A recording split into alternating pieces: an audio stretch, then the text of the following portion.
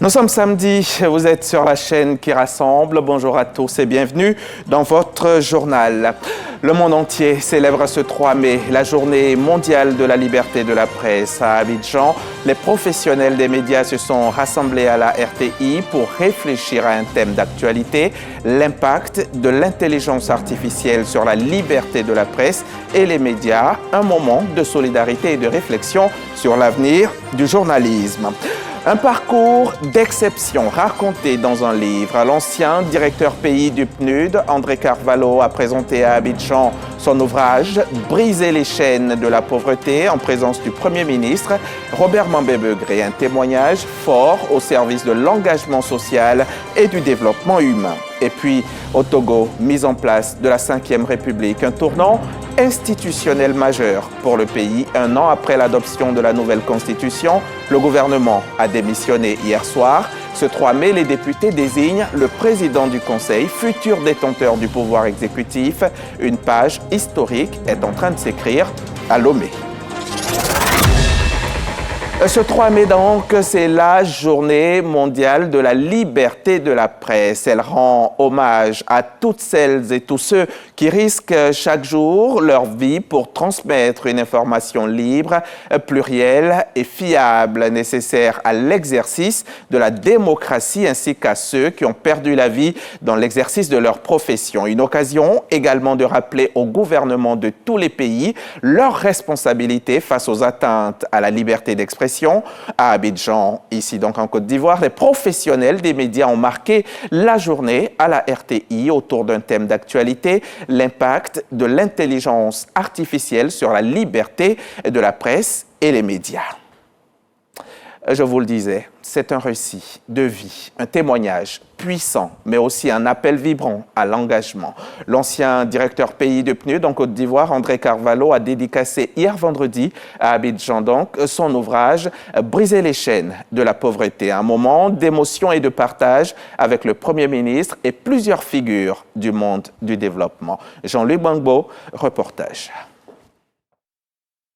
Une salle pleine, des regards attentifs et une atmosphère de recueillement et d'inspiration. Ce vendredi, dans les locaux du PNUD au plateau, l'émotion était palpable lors de la dédicace de Briser les chaînes de la pauvreté, autobiographie d'André Carvalho. Ancien directeur pays du PNUD en Côte d'Ivoire de 2007 à 2012, André Carvalho livre dans cet ouvrage de 300 pages un récit sincère et porteur d'espoir. Né à Ziguinchor au Sénégal, il retrace un parcours de plus de 30 ans au sein du Programme des Nations Unies pour le développement. Dans ce livre, je relate sans voile mon combat contre la précarité matérielle et pour l'inclusion des plus démunis. Refuser la pauvreté a donné un sens profond à ma vie et a orienté mon parcours scolaire et mes choix de carrière à chaque étape décisive. Briser les chaînes de la pauvreté est structuré en 4 parties et 10 chapitres. L'auteur y évoque son enfance, les défis rencontrés sur le terrain, mais aussi les convictions qui l'ont porté, l'équité, la justice sociale et la responsabilité individuelle dans le combat contre la pauvreté. En Côte d'Ivoire, M. Carvalho a accompagné avec succès les efforts de reconstruction post-crise et de relance du développement. Votre ouvrage est un legs précieux. Vous nous rappelez que l'engagement du service des autres est un chemin exigeant, mais profondément transformateur. Présent à la cérémonie, le Premier ministre Robert Begré-Mambé a salué la portée de l'œuvre, mais surtout les qualités humaines de son auteur. André est pour moi un ami, un exemple, une référence et le prototype des fonctionnaires des Nations Unies, rigoureux, humble, attentif pour comprendre la souffrance des autres et décider à propulser les autres à avancer. Briser les chaînes de la pauvreté n'est pas seulement un livre, c'est un manifeste pour l'engagement, un plaidoyer pour l'action et une invitation à croire que chaque parcours peut devenir un levier de changement. Les travaux d'aménagement du barrage de Gribo-Popoli sont achevés. C'est le deuxième barrage de Soubré dans l'Anawa. En attendant son inauguration officielle, le ministre des Mines, du Pétrole et de l'Énergie a effectué hier une visite des installations. L'infrastructure renforcera la production énergétique du pays avec une capacité annuelle estimée à 580 gigawatts. On retrouve Sam Conan sur place pour d'autres détails. Dans le cadre du vaste programme énergétique ivoirien, les travaux de construction du barrage de Gribo-Popoli, lancés en 2017 par le chef de l'État Alassane Ouattara, sont achevés dans le délai. Une mission conduite par le ministre des Mines, du Pétrole et de l'Énergie, Mamadou Sangafoua Koulibaly, est à Soubré pour évaluer les travaux de l'aménagement hydroélectrique. Au nom du chef du gouvernement, le Premier ministre Robert Begré-Mambé, qui nous a instruit de venir nous assurer, après que nous l'ayons informé de la mise en eau du barrage de Gribo-Popoli. Il nous a donc instruit de venir nous assurer que tout se passe bien et de lui rendre compte à notre retour. Au cas à son tour, il informe le président de la République qui dira quand est-ce que nous pourrons officiellement mettre en service ce barrage. Après la rencontre avec tous les partenaires à la salle de conférence, Mamadou Sangafoua Koulibaly et sa délégation se sont rendus sur les installations pour constater l'opérationnalité du barrage. Le barrage de Gribo-Popoli est terminé. De ce que les équipes techniques de Côte d'Ivoire Énergie nous ont dit, et de ce que nous-mêmes nous avons constaté, les machines fonctionnent convenablement.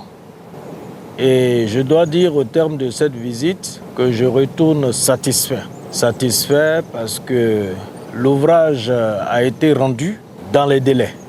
Je profite pour féliciter l'équipe de Côte d'Ivoire Énergie. Ensuite, je voudrais féliciter Sino Hydro. Situé en aval de celui de Soubré, le barrage de Gribo-Popoli, d'un coût de 247 milliards de francs CFA, est doté d'une puissance installée de 112 MW pour une production annuelle estimée à 580 gigawatts. Le ministre Mamadou Sangafoua Koulibaly a profité de sa visite de travail pour remettre les clés du collège moderne construit par Côte d'Ivoire Énergie. C'est une coopération internationale prometteuse qui se dessine entre Grand-Bassam et l'Allemagne. Le 29 avril dernier, le président du Conseil régional du Sud Comoé a reçu une délégation d'investisseurs allemands. L'objectif, c'était de jeter les bases d'un centre commercial et d'attraction à Grand-Bassam. On en sait plus avec Jean-Marc Djadji et Michel Kwame. Grand-Bassam, cité balnéaire classée au patrimoine mondial de l'UNESCO, abritera bientôt un centre commercial et un parc d'attractions de référence en Afrique de l'Ouest. Une ambition formulée par l'entrepreneur Hans Otto Nagel et sa délégation conduite par l'ambassadeur de Côte d'Ivoire en Allemagne en visite de travail au cabinet de Eugène Aka Awele, président du CESEC et président du Conseil régional du Sud Comoé. J'ai eu la chance de convaincre un membre de la famille qui gère le grand parc d'attractions européen, Europa Park. Donc nous remercions beaucoup Monsieur le Président de nous accueillir ici et de nous soutenir dans nos projets. Monsieur Marcus McEwen, qui aime cette idée, lui aussi, de combiner un centre commercial avec un parc d'attractions, un parc thématique. Estimé à un coût global de 200 millions d'euros, soit plus de 130 milliards de francs CFA, ce projet d'envergure devrait non seulement dynamiser l'économie locale et créer de nombreux emplois, également offrir de nouvelles perspectives de loisirs et de divertissement pour les populations du Sud Comoé. Et du Sud Comoé, mettons le cap sur l'Abagoué, précisément dans le village de Diogo, sous-préfecture de Boundiali. Et ce village a un nouveau foyer des jeunes. L'édifice d'une capacité de 300 personnes est un don de la députée maire Maria Toukone. Et ce foyer se veut un lieu de rassemblement, un lieu de formation, un lieu de dialogue. À Mississoko, notre correspondante dans la région. Chose promise, chose due. Moins de 6 mois après la pose de la première pierre, Diogo inaugure son foyer polyvalent, un espace essentiel pour la communauté. Ce bâtiment, érigé sur une superficie de 250 mètres carrés sur un terrain de 600 mètres carrés, a la capacité d'accueillir jusqu'à 300 personnes et comprend diverses commodités. Il est nommé en l'honneur de la donatrice Maria Tukone. Grâce à votre engagement, nous nous rapprochons de plus en plus de nos rêves. Cette pierre que vous posez est un pas important vers un avenir meilleur pour notre communauté. Ça va servir la cohésion dans le village, ça va servir beaucoup de choses, la cohésion entre les jeunes, la cohésion entre les femmes. Vraiment, ça nous va droit au cœur. La ministre de l'Éducation nationale et maire de Boundiali a souligné l'impact positif de ce foyer de jeunes sur la vie des populations rurales. Je voudrais solennellement vous remettre les clés de cette infrastructure socio-communautaire qui va contribuer à raffermir vos liens de fraternité, de solidarité et de convivialité. C'est un foyer polyvalent, c'est-à-dire un foyer qui est destiné à remplir plusieurs usages. Les réunions, les activités socio-culturelles, les activités d'alphabétisation et j'en passe. Je voudrais vous exhorter à prendre un très grand soin de ce foyer grâce à la mise en place d'un comité de gestion multigénérationnel en prenant également en compte le genre. Situé à 26 km de Boundiali, Diogo va abriter dans les mois à venir plusieurs autres infrastructures, dont un collège de proximité selon la ministre-maire Maria Tukone. Le budget du programme triennal du Conseil régional du handball s'élève à 7 milliards 700 millions de francs CFA. Les conseillers l'ont adopté lors de la session ordinaire tenue à Tafiré. Ce plan vise à transformer durablement le cadre de vie des populations avec un accent mis sur les infrastructures sanitaires et sociales. L'innovation est donc au cœur des ambitions régionales. Charles Tatou de la station régionale RTI Bouaké. L'accueil des travaux de la deuxième session ordinaire par la ville de Tafiré répond au souci de la proximité du Conseil régional du handball avec ses administrés. Une rencontre qui a connu également l'engouement et le déplacement massif des conseillers régionaux qui n'ont pas voulu se faire compter les débats autour de la programmation des projets de développement des villages. En effet, les travaux de Tafiré ont priorisé 3 domaines d'intervention, notamment les secteurs de la santé, de l'éducation et de l'hydraulique. Pour construire un centre de santé, il faut le faire de façon intégrée, c'est-à-dire la maternité, le dispensaire, mais aussi un point d'eau dans le centre de santé, de l'eau courante et en même temps le logement de la sage-femme, le logement de l'infirmier et un dispositif pour traiter tout le matériel qui est utilisé dans la pharmacie, de sorte à ce que ces matériaux-là ne soient pas jetés ça et là. Donc on passe de 50 à 60 millions de francs CFA à 120 millions désormais. Et vous regardez, il y a 4 centres de santé qui sont programmés, c'est 480 millions au lieu de 200 millions. Pour la réalisation de ces infrastructures de base, le programme triennal adopté enregistre un budget de 7 milliards 700 millions de francs CFA. Et dans le Tchologo, l'autonomisation des femmes reste une priorité parmi les priorités. Là-bas, le Conseil régional soutient des initiatives de formation et de financement en faveur des femmes. Une cérémonie de remise de certificats et de kits a mobilisé la communauté à faire Kessédougou. Et l'engagement des autorités locales est salué. Témoin de l'événement, Kader Sogodogo, RTI Bouaké. Elles sont issues des différents départements de la région du Tchologo. Des femmes dont le conseil régional, avec à sa tête le ministre d'État, Téné Birahima Ouattara, ne lésine pas sur les moyens pour garantir leur autonomisation.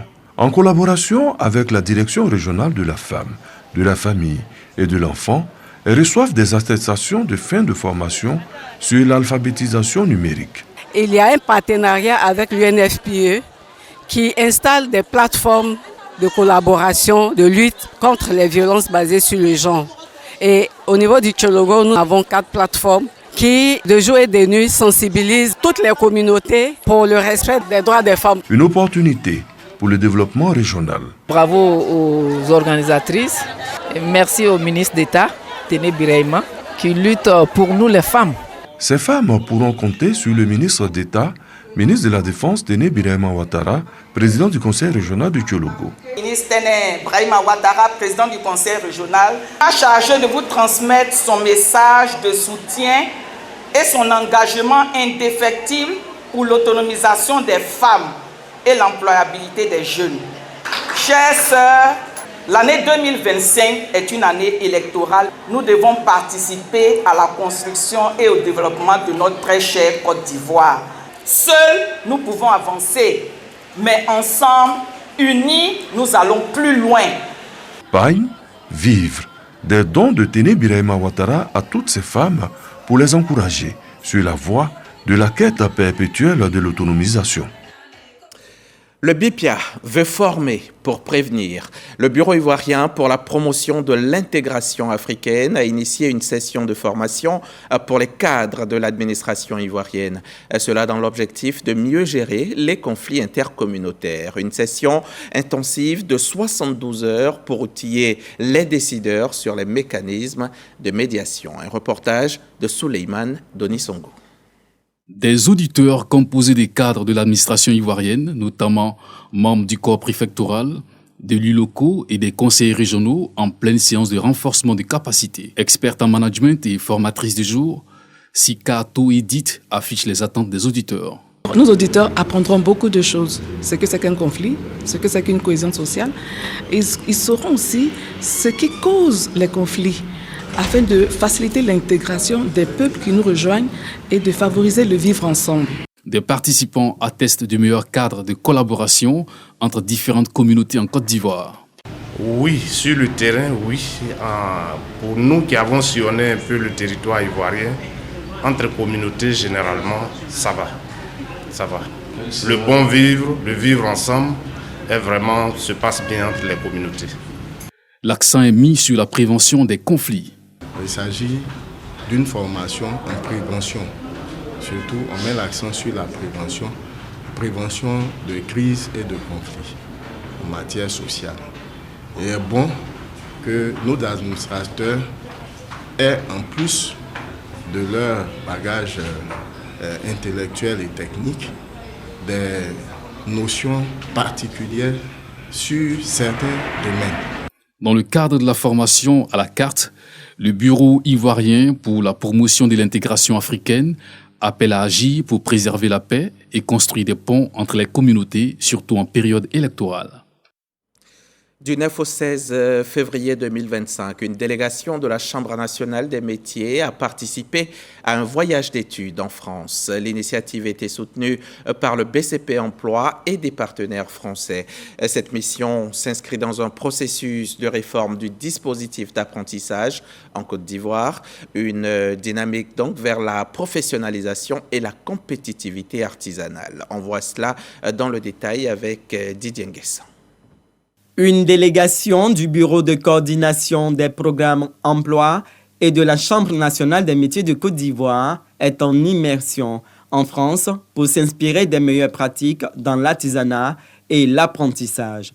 Cette mission a été marquée par plusieurs séances de travail avec des organisations telles que la Chambre des métiers et de l'artisanat de Seine-Saint-Denis, la Confédération de l'artisanat et des petites entreprises du bâtiment du Grand Paris, ainsi que plusieurs autres entreprises spécialisées dans la fabrication de pièces mécaniques. On a une ancienne convention aussi effectivement avec la Côte d'Ivoire et l'enjeu pour nous c'est effectivement de pouvoir véhiculer et rapatrier aussi du savoir et transmettre ce savoir-faire autour effectivement des compétences communes, à savoir la transformation digitale, le développement économique des entreprises sur le territoire. Nous avons 100 ans. Donc c'est une belle expérience que nous pouvons mettre à disposition de votre pays avec un grand plaisir. Et puis surtout, nous savons que nous avons à apprendre aussi beaucoup de vous. Un autre fait marquant de cette mission a été la signature d'une convention de partenariat entre la Chambre nationale des métiers de Côte d'Ivoire et l'association Emploi Mission Action. Depuis Paris, un reportage signé Didier Nguessan. On va ouvrir donc la page santé à présent. C'est un geste solidaire pour appuyer le service de néphrologie. Le CHU de Treichville a reçu un don de matériel de la part de l'amicale des agents du guichet unique du foncier. L'action est saluée par les équipes soignantes qui y voient là un soutien concret à leur mission. L'initiative entend aussi sensibiliser à la prise en charge des patients insuffisants rénaux. Reportage Roxane Ambaché et Jean-Luc Bangbo. C'est au CHU de Treichville que l'amicale du guichet unique du foncier a une fois de plus prouvé son engagement envers la communauté en remettant des dons précieux au service de néphrologie. Une action symbolique qui illustre parfaitement le slogan de cette opération, agir pour sauver des vies. Ce geste, aussi modeste soit-il, est l'expression de notre compassion collective, de notre sens du devoir et de notre humanité partagée. Ce geste d'une valeur de plus de 15 millions de francs CFA est composé de matériel médical et de bons de dialyse. Au-delà de sa portée matérielle, c'est l'expression d'une volonté profonde. Ce geste, au-delà de sa valeur matérielle, revêt pour nous une portée symbolique profonde. Il traduit la volonté des citoyens engagés à contribuer à l'amélioration de la qualité de la prise en charge des patients souffrant d'insuffisance rénale dans notre établissement. Ces actions sociales ont fait parler le cœur de Salimata Dembélé Diarra, marraine de l'événement. Nous avons décidé au niveau du ministère de la Construction, sous la houlette du ministre Bruno Nabagno-Koné, d'être un modèle qui soit copié. Ces dons qui sont faits seront faits à toute la Côte d'Ivoire, à chacun d'entre nous. Cette initiative vient compléter les efforts déjà déployés par l'amicale du guichet unique du foncier, illustrée par des actions menées en faveur du service pédiatrie du CHU de Cocody ainsi qu'à plusieurs orphelinats. La troisième promotion des inspecteurs de soins de l'INFAS a passé le flambeau à la nouvelle génération. Ces professionnels ont réaffirmé leur engagement à promouvoir des soins de qualité dans les établissements sanitaires. Une relève prête donc à relever les défis du secteur. Didier Nguessan, Joël Gomez. Ils sont au nombre de 59. Ces inspecteurs de soins formés à l'Institut national de formation des agents de santé, INFAST. Issus de la troisième promotion, ils veilleront à la conformité des protocoles de soins et à leur application dans les établissements sanitaires afin de bâtir un réseau de soins de qualité. À travers cette formation, vous avez investi dans des hommes et des femmes prêts à s'engager sur le terrain pour l'amélioration de la qualité des soins, le suivi rigoureux des pratiques et la défense des principes d'éthique et de déontologie. Le président de l'Assemblée nationale, Adama Mbik-Togo, parrain de la promotion, a engagé ses filleuls à l'excellence dans l'exercice de leurs fonctions. Vous accompagnez des gens à la naissance, mais parfois vous devez accompagner aussi des gens dans la douleur, parce que Dieu en a ainsi décidé. Mais ceci étant, nous devons, en chacun de nous, développer ce qu'on doit retenir de nous pendant que nous sommes sur terre. C'est ce don de soi. Et je sais compter sur vous. Le ministre de la Santé, Pierre Demba, annonce l'instauration de la formation continue systématique dès l'année prochaine pour les agents de santé. Les premières promotions qui sont sorties font honneur à cette frange du personnel de santé. Votre mission sur le terrain sera de compléter cette équipe et d'améliorer la qualité des soins partout où vous serez en fonction. L'objectif poursuivi étant de relever le niveau de la qualité des prestations offertes en apportant des réponses efficaces et immédiates à travers la formation continue sur site du personnel soignant. La troisième promotion des inspecteurs de soins passe le flambeau à la quatrième promotion. Bonjour Paris 2025, c'est ce soir et l'événement promet d'être haut en couleur. À la veille du spectacle, l'équipe de la RTI et les artistes humoristes ont été reçus par l'ambassadeur de Côte d'Ivoire en France et le consul général de Côte d'Ivoire à Paris. Une visite donc conviviale qui marque le soutien des autorités diplomatiques à la culture ivoirienne. Envoyé spécial par Gassoro Koné de Madonki. Paris, rue Paul Valéry dans le 16e arrondissement. ambassade annexe de Côte d'Ivoire. À l'intérieur, équipe de production de Bonjour, artistes humoristes et artistes comédiens, mais aussi directeur de la RTI, reçu par l'ambassadeur de Côte d'Ivoire en France, Maurice Kwaku Bandama. Au centre de la rencontre, l'organisation de la 5e édition de Bonjour Paris, événement humoristique à succès de la RTI placé sous le signe de la solidarité, de la fraternité et du vivre ensemble. Je me réjouis de la présence de l'équipe de Bonjour ici à Paris. Et c'est un bonheur pour nous, ambassade Côte d'Ivoire, de donner l'occasion aux Ivoiriens de France de communier avec leurs frères et sœurs. Satisfaits et galvanisés par le message de l'ambassadeur, les humoristes assurent. Casino, on va casser ça. Voilà, c'est samedi là. Parle pas trop. Abidjan, bon, vous allez voir les images à la télé après. Ici, là, ils vont vivre ça en direct. Vous venez demain, vous allez voir un show exceptionnel. On est très heureux d'être là. Après l'ambassade, direction le consulat général de Côte d'Ivoire, rue de la Pépinière pour les civilités. Bien accueilli, là aussi, le responsable de la délégation a tenu à traduire la gratitude de toute l'équipe au consul général. Isiaka Konaté n'a pas manqué de féliciter les humoristes, mais surtout la RTI pour cette belle initiative. Bonjour est désormais une institution qui unifie, qui regroupe les Ivoiriens, qui permet aussi aux Ivoiriens de se fréquenter, de se connaître, d'avoir de la proximité avec les comédiens qu'ils aiment, qu'ils suivent à travers la RTI, à travers le monde entier. Les différentes rencontres avec les diplomates ivoiriens terminées, le collectif humoriste RTI et la jeunesse ivoirienne de Paris se sont donné rendez-vous à la 63 rue Henri Villemain, 92 230 pour le traditionnel match de gala qui s'est joué dans une ambiance assez conviviale. C'est un mot d'ordre qu'on doit suivre, c'est pas règlement des jeux. Vous êtes d'accord avec moi? Ah oui, bien sûr. Voilà, ils commencent 8, ils doivent terminer 4. C'est tout. L'équipe des humoristes va gagner par la force du Cameroun qui est là. Parce que c'est parce que le Cameroun est là que ça va bien se passer. Ce qui va se passer, ça va se passer devant tout le monde. Voilà, c'est moi ici au goal.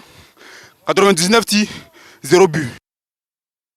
On va rester à Paris cette fois. On va rester à Paris. Le 27 avril dernier, l'Olympique de Marseille, pas à Paris, à Marseille. L'Olympique de Marseille a donc mis à l'honneur la Côte d'Ivoire lors de son match de Ligue 1 face à Brest. Maillot personnalisé, ambiance festive et coup d'envoi ivoirien. Le ministre Siandou Fofana a salué un partenariat qui booste l'image du pays à l'international. Le tourisme ivoirien sur le devant de la scène européenne. Régis Kofi depuis Marseille. À l'heure du soleil couchant, dans cette ville française aux multiples symboles et où le sport ne s'arrête jamais, se tient un événement sportif d'une ampleur capitale. L'Olympique de Marseille face à son destin européen. Et c'est là que se joue un tout autre match, celui de la promotion de la destination Côte d'Ivoire. Ouais, c'est surtout la musique qui est bonne en Côte d'Ivoire, j'adore la musique. Je connais la Côte d'Ivoire comme pays africain, mais après je n'y suis jamais allé. C'est un pays effectivement qui me plairait de visiter. Je suis sûr magnifique. Pour ce match opposant Marseille à Brest, comptant pour la 31e journée, le ministre du Tourisme et des Loisirs, à la tête d'une délégation, s'est rendu au stade Vélodrome où le club célèbre son partenariat avec notre pays à travers Sublime Côte d'Ivoire. Au prime abord, j'ai commencé à dire que ce partenariat est en pleine discussion et que nous sommes pratiquement à la fin de ces discussions pour prolonger le contrat pour 3 ans.